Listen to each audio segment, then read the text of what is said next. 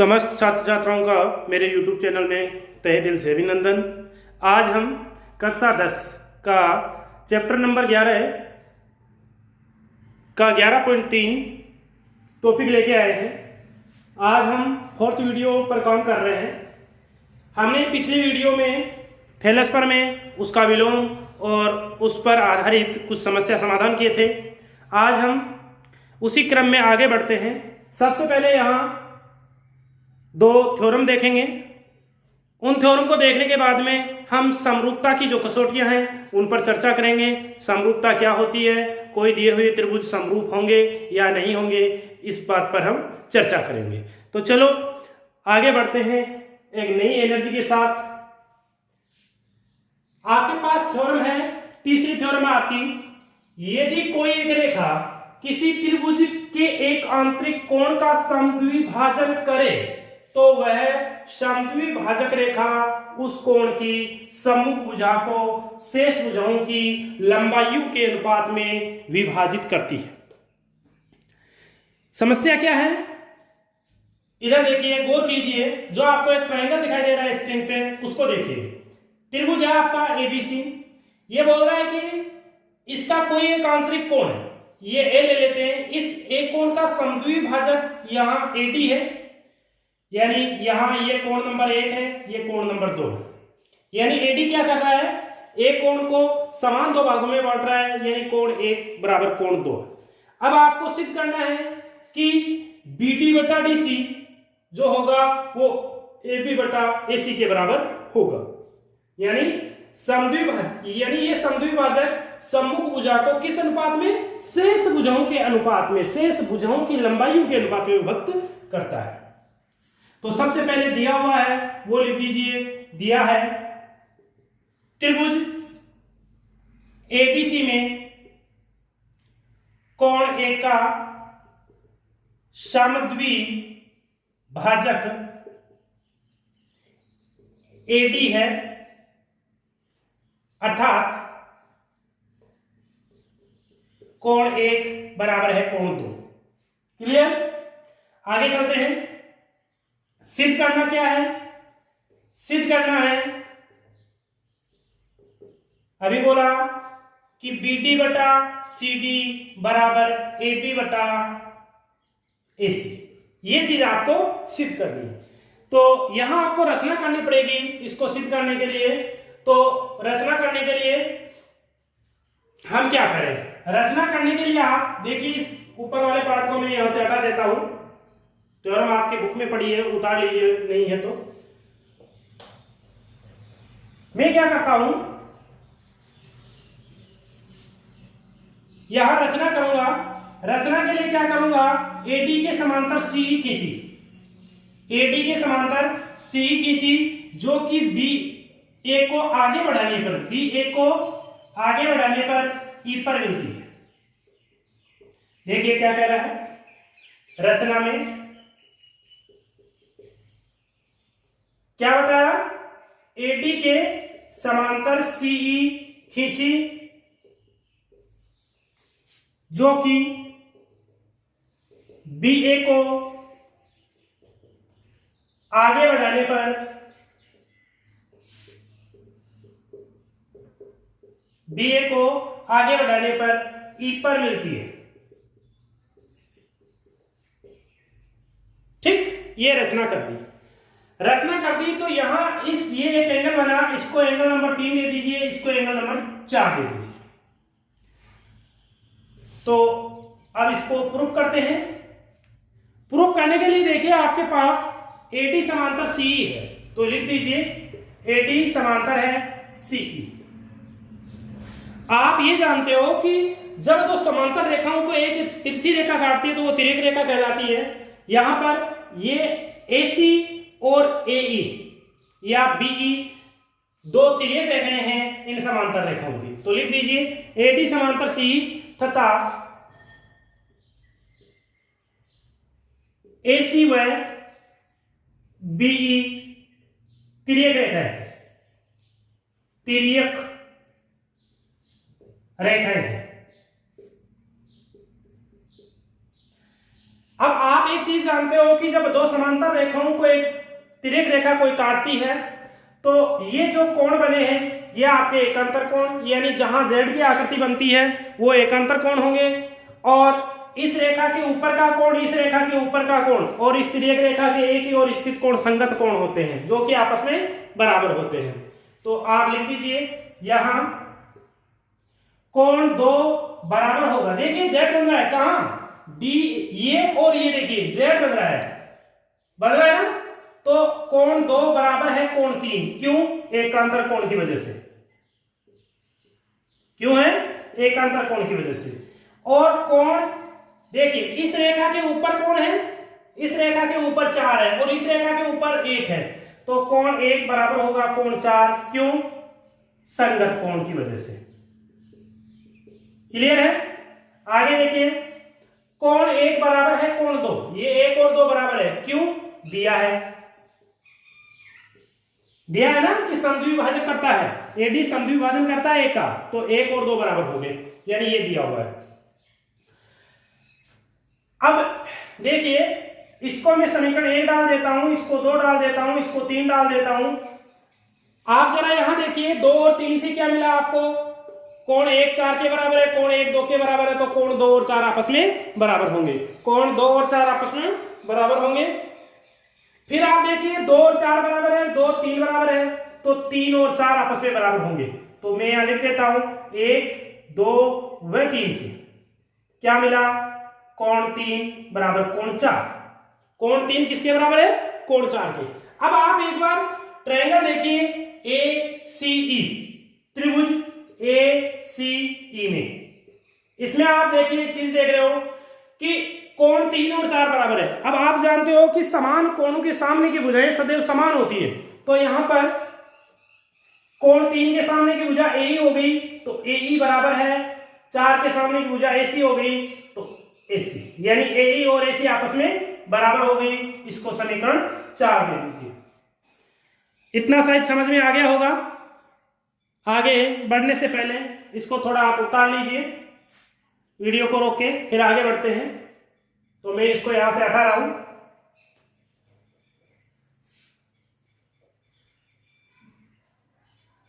अब आपको क्या करना है, त्रिभुज BCE में, अब त्रिभुज BCE में आप देख रहे हो कि ये दोनों समांतर रेखाएं, यानी इस त्रिभुज की ये तीसरी भुजा शेष दोनों भुजाओं को मिलाने वाली रेखा के समांतर है। तो हम ऐसा कह सकते हैं कि यह आनुपातिकता प्रमेय लग सकती है। तो त्रिभुज BCE में लिख दीजिए AD समांतर है CE। इसलिए क्या होगा भाई, इस त्रिभुज में देखिए BD बटे CD बराबर होगा AB बटे, देखिए ये बटे पूरी ये आगे वाली AE। समीकरण 4 को काम में ले लीजिए। समीकरण 4 से BD बटे CD तो आपका है ही लेफ्ट हैंड साइड में, राइट हैंड साइड में देखिए AE की जगह क्या रख दोगे, AC रख दोगे, तो ऊपर तो आपका AB है, नीचे AC हो गया। यही आपको सिद्ध करना था, यही आपको सिद्ध करना था। तो इस प्रकार से ये आपका तीसरा प्रमेय हो जाता है।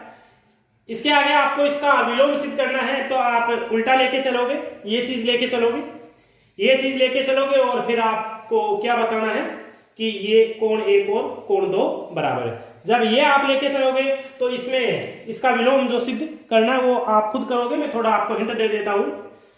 आप ये लेके चलोगे, आपके पास ये गिवन है, और जब ये गिवन है तो आप यहां जो रचना करोगे, आप ये जो रचना करोगे, पहले सबसे पहले आपको त्रिभुज ABC दिया हुआ है जिसमें ये चीज है। अब आप रचना करोगे क्या, AC के बराबर CE मान के चलोगे, AC के बराबर CE मान के चलोगे और AB को आगे बढ़ा दोगे।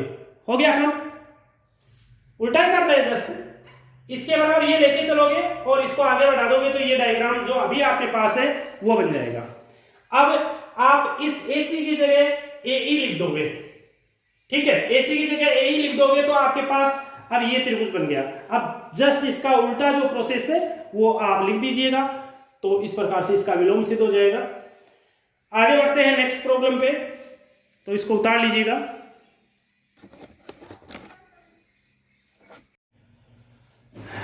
देखिए क्या कह रहा है कि एक त्रिभुज की एक भुजा को आगे बढ़ाने पर, त्रिभुज की एक भुजा को आगे बढ़ाने पर बनने वाले बहिष्कोण का समद्विभाजक कोण। तो सबसे पहले मैं एक त्रिभुज बना लेता हूं। ये मैंने एक त्रिभुज बना लिया। कौन सा त्रिभुज बनाया है? बी ए सी, ठीक है। बी ए सी एक त्रिभुज बना लिया। अब ये कह रहा है क्या, एक भुजा को आगे बढ़ाने पर, मैं इस बी ए भुजा को आगे बढ़ा रहा हूं, तो बी ए भुजा को आगे बढ़ाने पर जो मेरा कोण बनेगा, बहिष्कोण, वो बन गया, ये ले लीजिए आप, बी ए ई ले लीजिए इसको, ठीक है। इसको क्या ले लीजिए? बी ए ई ले लीजिए, या कुछ भी लिख दीजिए, एफ लिख दीजिए। अब देखिए, अब इस कोण का जो समद्विभाजक है वो ये हो गया। ये समद्विभाजक आपका बीसी भुजा को आगे बढ़ाने पर डी पर मिलता है, ठीक है। तो ये क्या कहना चाहता है? ये कहना चाहता है कि अब आपकी ये जो भुजा बनी, इसको देखिए एकदम सीधा बना देते हैं थोड़ा, यानी ये आपको बोलना चाहता है कि बीडी बटे सी डी, ये पूरी बटे सी डी बराबर होगी एपी बटा एसी। ये चीज होगी जो कि आपको सिद्ध करनी है। तो यहां दिया हुआ क्या है वो लिख दीजिए। दिया हुआ है त्रिभुज एबीसी, चलो मैं लिख देता हूं, यहां लिख देता हूं। दिया है त्रिभुज एबीसी में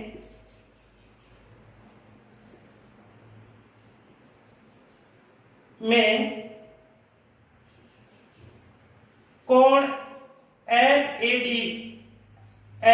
ए सी का समद्विभाजक एडी है।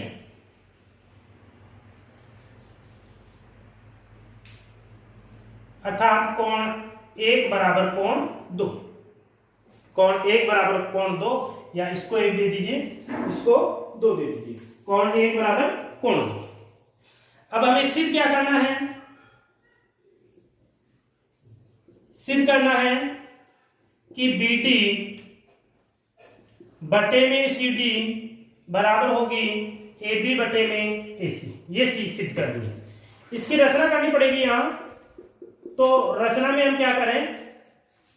रचना में हम एडी के समांतर एक रेखा खींचे जो कि एबी को ई पर मिलती है। देखिए मैंने क्या किया, एडी समांतर सीई खींची, ठीक है। अब देखिए क्या होता है, यहां पर मैं इसको कोण नंबर 3 दे देता हूं, इसको कोण नंबर 4 दे देता हूं। तो प्रूफ में आ जाइए। प्रूफ में चूंकि एडी समांतर है सीई, ये एडी और सीई दोनों समांतर है, तथा यहां पर देखिए इन दोनों की तिर्यक रेखा कौन सी हुई? एक तो क्या हो गई, ये एसी हो गई, एसी हुआ, एक कौन सी हुई, एई हो गई, एई या ईएफ, ईएफ तिर्यक रेखाएं हैं, तिर्यक रेखाएं है, ठीक है। तो अब आगे बढ़ते हैं। हम जानते हैं चूंकि अभी जो पहले वाली पर भी की थी सेम वही है कि दो समांतर रेखाओं को एक तिर्यक रेखा काटती है तो एकांतर कोण बनता है। तो यहां पर आपके पास जो एकांतर कोण बनने जा रहा है वो 3 और 1 बनने जा रहा है। तो कोण 1 बराबर कोण 3 एकांतर कोण होने की वजह से बराबर हो गया, और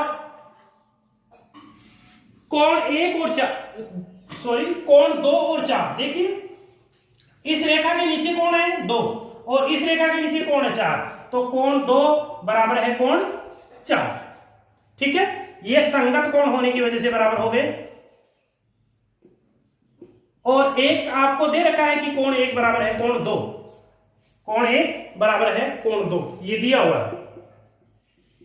तो मैं अब 1 2 व 3 से क्या लिखूंगा, यदि तीनों को मिला दूं तो एक चीज देखिएगा, यहां पर कोण 1 बराबर 3 है, यहां पर कोण 1 बराबर 2 है, तो कोण 2 और 3 आपस में बराबर हो गए। अब 2 बराबर 4 है तो कोण 3 बराबर 4 हो गया।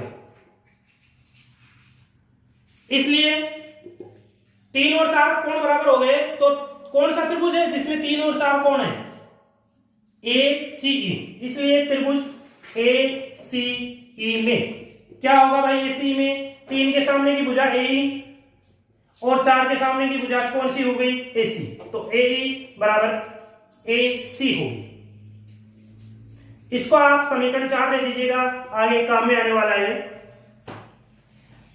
जितना आपको स्क्रीन पर दिखाई दे रहा है उसको एक बार आप उतार लीजिएगा, फिर आगे बढ़ते हैं।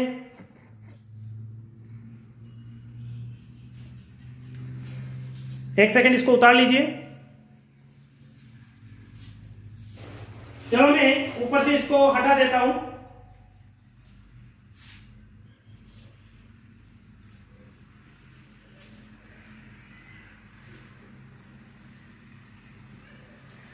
अब आपको यहां क्या करना है, आपको त्रिभुज उठाना है BAD।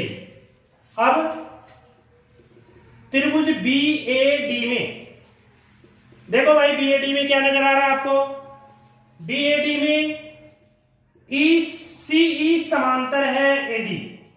रचना से तो जब ये दोनों समांतर है तो इस त्रिभुज में अनुपातिक प्रमेय लग जाएगी। अनुपातिकता प्रमेय के अनुसार क्या हो जाएगा, BD बटा CD, ये पूरी बटा ये।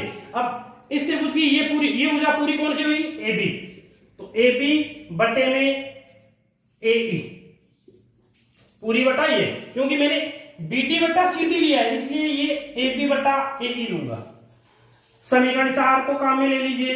समीकरण 4 से क्या होगा भाई, BD बटे CD बराबर हो जाएगा AB। AE किसके बराबर है, AC के बराबर है। यही आपको सिद्ध करना था। तो इस प्रकार से यह आपकी प्रॉब्लम सॉल्व हो जाती है। सेम वो ही चीज है जो पहले वाली प्रमेय में लगी थी।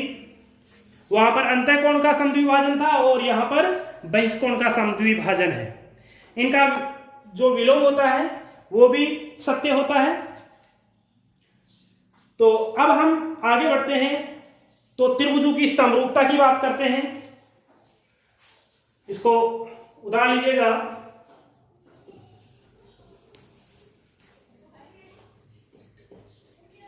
देखिए त्रिभुजों की समरूपता क्या है, क्योंकि जब चैप्टर चालू किया था उसी समय आपको बताया था कि त्रिभुजों की समरूपता क्या होती है। यहां पर हम त्रिभुजों को, कोई दो त्रिभुजों को समरूप दिखाने के लिए दो कंडीशन को फॉलो करेंगे। जो पहली कंडीशन है वो ये है कि जो संगत भुजाएं हैं, संगत भुजाओं का अनुपात, संगत भुजाओं का अनुपात बराबर होना चाहिए, बराबर हो। पहली कंडीशन तो ये होती है। दूसरी कंडीशन है संगत कोण बराबर हो।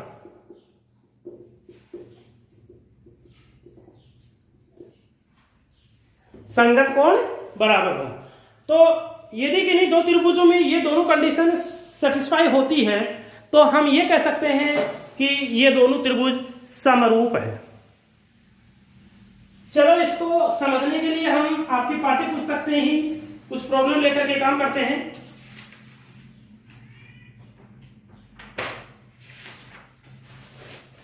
आपकी पाठ्य पुस्तक का पहला एग्जांपल ले रहा हूं मैं 11.3 का। इसमें दो डायग्राम आपके सामने हैं। एक तो एबीसी ट्रायंगल है जिसका बी एंगल 60 है, सी एंगल आपका 40 है, और एक ट्रायंगल और है जिसमें P एंगल 60 है, R एंगल 40 है और ये आपका Q एंगल दिया हुआ नहीं है। आपको बोल रहा है कि आकृतियों में दर्शाए गए त्रिभुजों के युग्म में कौन कौन से युग्म समरूप है। समरूपता के नियम लिखते हुए सांकेतिक रूप से लिखकर व्यक्त कीजिए। अब देखिए आपको मैं ये तो हमें कोई दो त्रिभुजों की समरूपता की पहचान करने के लिए 2 पॉइंट आपको सहायक सिद्ध होंगे। यहां कसौटी के बारे में चर्चा करवा रहा है कि कसौटी, तो कसौटी पर आधारित 2-3 परमें हैं, उन पर हम चर्चा बाद में करेंगे। पहले आपको इजीली उन कसौटियों के बारे में बता देता हूं। यदि किन्हीं दो त्रिभुजों की संगत तीनों कोण बराबर है तो वो दोनों त्रिभुज ट्रिपल ए कसौटी से क्या हो जाएंगे, समरूप हो जाएंगे। दूसरी बात मैं आपको कह दूं कि कोई दो संगत कोण ही बराबर है, जैसे मान लीजिए ये 60 है और ये 40 है, इसका एक कोण 60 है एक 40 है, तो ये डबल ए कसौटी से, क्योंकि तीसरा कोण अपने आप बराबर हो जाएगा। क्यों होगा? क्योंकि हम जानते हैं कि त्रिभुज के तीनों कोणों का जोड़ 180 होता है। जब दो कोण आपको दिए हुए हैं तो ऊपर वाली बात हो गई, तो हम इस ट्रिपल ए कसौटी को डबल ए कसौटी के नाम से भी बोल सकते हैं। तो डबल ए कसौटी भी समरूपता सिद्ध करने के लिए सत्य होगी। और एक है एस एस एस नियम, ट्रिपल एस नियम, बुझा बुझा बुझा, यानी यदि किन्हीं दो त्रिभुजों की संगत तीनों भुजाओं का अनुपात बराबर है तो वो दोनों त्रिभुज समरूप होंगे। तो सबसे पहले यहां पर हम देख रहे हैं कि कोण B बराबर है कोण P के और कोण C बराबर है कोण R के। तो डबल ए कसौटी से क्या हो जाएगा, त्रिभुज BCA बराबर होगा, समरूप होगा। समरूप का चिन्ह ये होता है, सर्वम समता का चिन्ह आपने 9वीं क्लास में पढ़ा था, ये होता है, और समरूपता का चिन्ह केवल ये होता है। तो कोई भी दो त्रिभुजों को समरूप दिखाने के लिए इस साइन को हम यहां यूज करेंगे। तो ये हो गया PR, कौन सा बचा, Q। तो इस प्रकार से ये दोनों त्रिभुज आपस में आपके समरूप होंगे। ठीक है, किस कसौटी से हुए, डबल ए कसौटी से। इसके दो संगत दो कोण इसके संगत दो कोणों के बराबर है, तो ये दोनों समरूप हो गए। आगे बढ़ते हैं।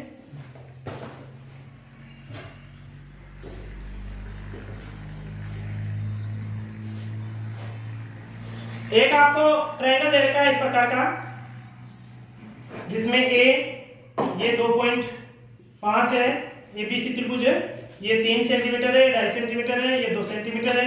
एक दूसरा ट्रायंगल दे रखा है इस प्रकार का, इसमें ये 4 सेंटीमीटर है, ये 6 सेंटीमीटर है और ये 5 सेंटीमीटर है। DFE, इन दोनों त्रिभुजों पर चर्चा करते हैं, देखते हैं क्या चीज है। क्या आप AB देख पा रहे हो, कितना है 2, और आप DF देख रहे हो 4, तो AP बटा DF कितना हुआ भाई, ये हुआ 2/4 बराबर 1/2।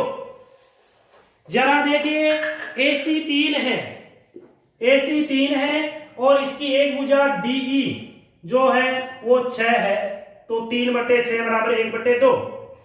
और लास्ट में देखिए पहले त्रिभुज की BC भुजा और दूसरे त्रिभुज की EF भुजा, दोनों क्या है 2.5/5 बराबर 1/2। क्या देख पा रहे हो आप ये देख पा रहे हो कि दोनों त्रिभुजों की संगत भुजाओं का रेशियो जो आ रहा है वो इक्वल आ रहा है। अतः ये दोनों त्रिभुज कौन सी कसौटी से, S कसौटी से क्या हो जाएंगे, समरूप हो जाएंगे। क्या हो जाएंगे, समरूप हो जाएंगे। आगे बढ़ते हैं।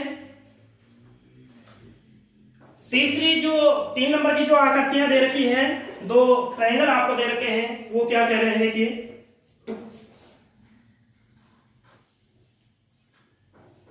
एक त्रिभुज ABC आपका ये है, जिसका ये कोण 70 डिग्री है, ये 7 सेमी है, ये 5 सेमी है, और यहां पर ये एक एंगल इस पर ट्रायंगल इस प्रकार का दे रखा है एफ डी ई, ये आपका 70 है 2.5 और ये आपका 3.5 दे रखा है, सेंटीमीटर में है ये सब। तो ये क्या कहता है, देखिए कसौटियों के बारे में।